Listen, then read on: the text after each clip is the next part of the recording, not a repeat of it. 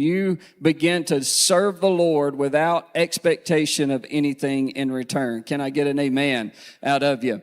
And so this woman is just happy to serve the Lord in the capacity that she has and making a place for Elisha to stay. And when Elisha's servant Gehazi notices that her husband is old, that's a very key thing to understand. Not making light of his age, but it is an understanding that she has no child, there was no welfare, there was no social security, there was no system set up in that time to where when her husband died, there would be someone to take care of her. The responsibility would fall on the son. There's no son. There's no child that they have.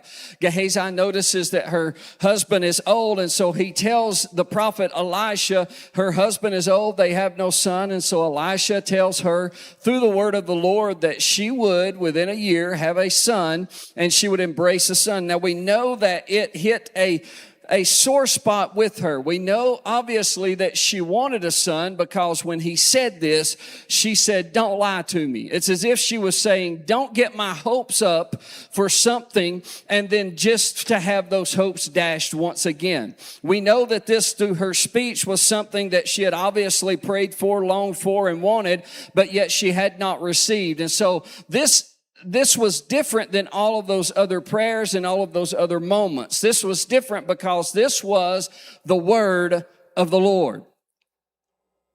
There's a difference between a prophet liar and a word from the Lord.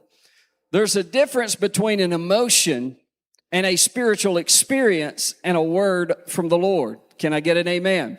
There is a difference when God says it and when every other person says it. You can say it, others can say it, but when God says it, it is a promise and it is true.